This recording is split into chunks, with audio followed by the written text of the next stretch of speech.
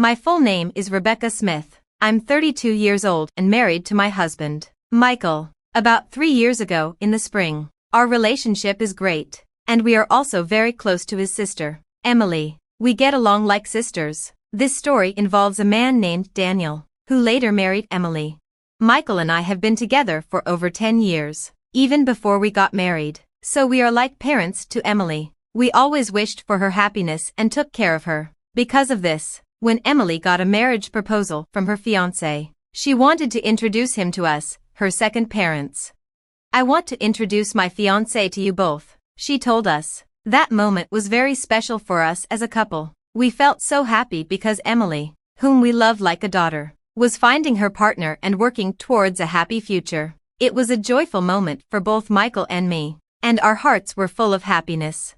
Finally, the day came when Emily brought Daniel, her chosen partner, to meet us. Daniel seemed to be around my age, maybe 32. He was 5 years older than Emily, which made me realize she likes older men. I watched him quietly and was impressed by his solid appearance and calm attitude. However, I noticed Daniel kept glancing at me. Did he want to say something to me? Was there something about me that bothered him? Or was it just a coincidence? These questions popped into my mind. I quickly checked my clothes and hairstyle for any issues but found nothing wrong. Maybe realizing it was rude to stare, Daniel quickly looked away. In the end, we couldn't understand why he was watching me so closely, but Michael and I decided not to worry about it. We went on to introduce ourselves and started chatting with Emily and Daniel, who were sitting across the table from us. "Please take good care of my younger sister," was a classic phrase exchanged, and Michael responded with a smile. "Emily, I'm trusting you to him." Saying this, he entrusted Emily's future happiness to Daniel. This created a warm and friendly atmosphere at the gathering, easing the initial tension of our first meeting.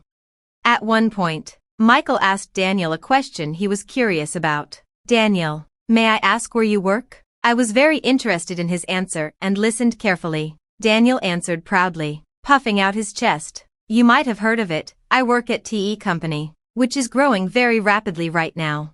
"TE Company? Is that the famous game development company?" I asked.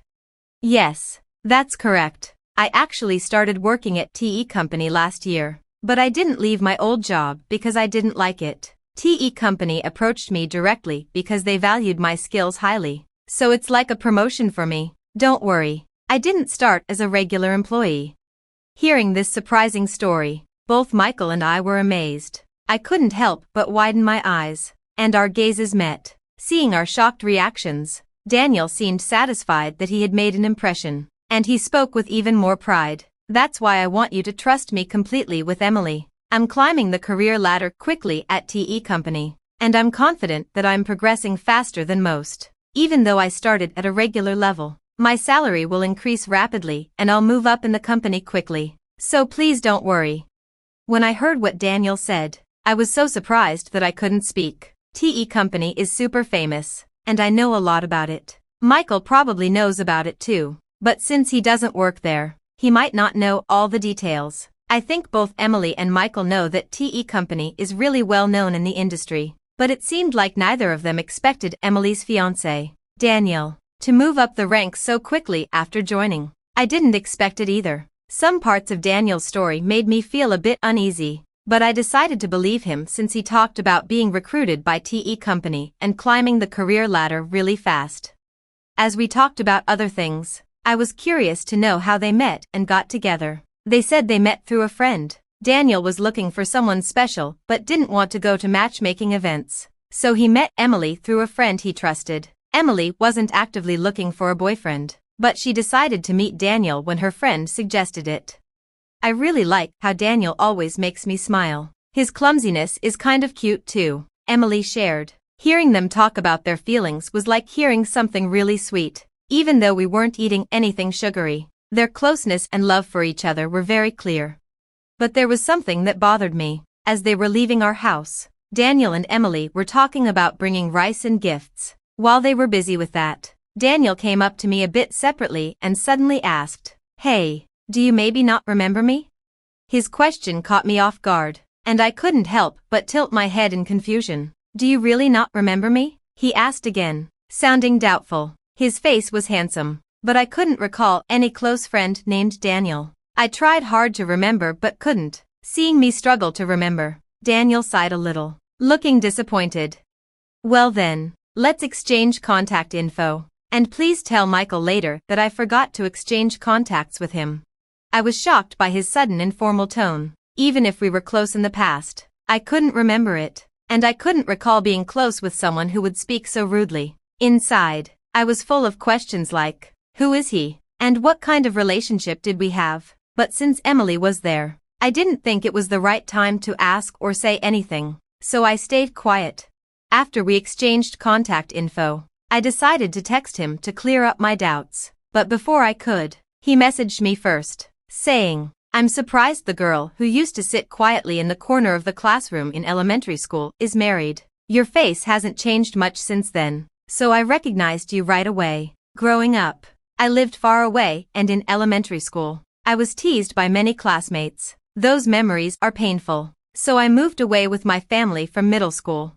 In the new city, I met Michael, a wonderful friend, and we became close. I'd rather not think about elementary school. His words surprised me, so I asked, what do you mean? I didn't want anyone to misunderstand, so I explained that Michael was involved in our messages. We agreed that Michael would be included whenever Daniel and I needed to exchange info. I didn't share my background or reasons with Daniel.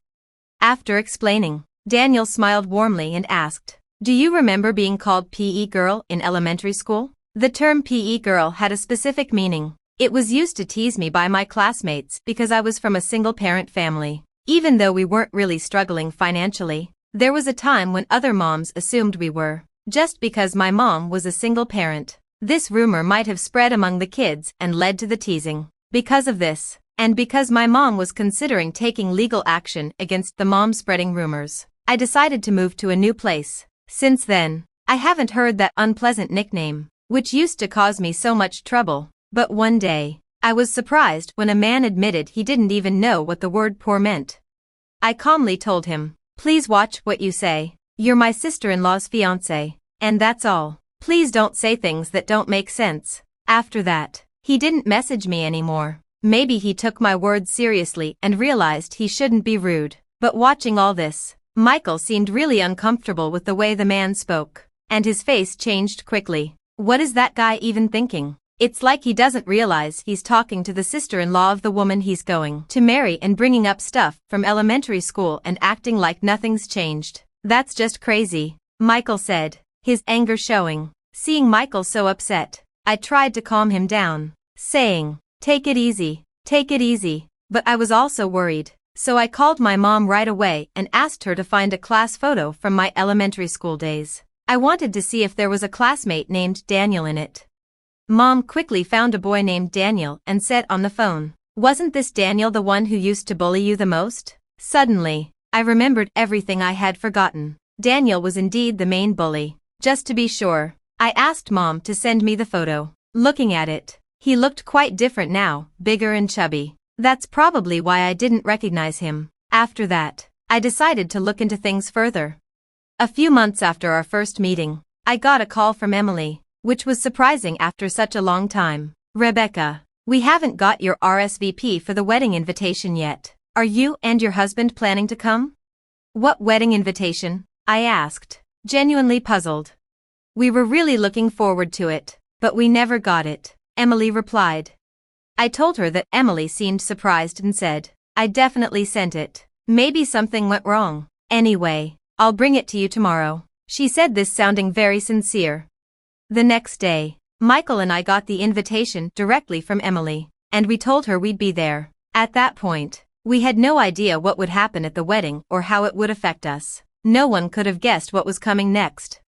On the day of the wedding, Emily looked stunning in her pure white dress, like an angel. I congratulated her with tears in my eyes, hoping for her happiness and ours too. But Daniel, the groom, quickly seized the mood. He pointed at me, surprising all of us. Why are you here? I didn't invite you, he said, looking very displeased. It seemed like Daniel went out of his way to make sure Michael and I didn't get an invitation. This woman grew up with just her mom. When things got tough, she ran away. Maybe she had some money problems and now she's with a rich guy thinking life will be easy. She's living in a dream, he said.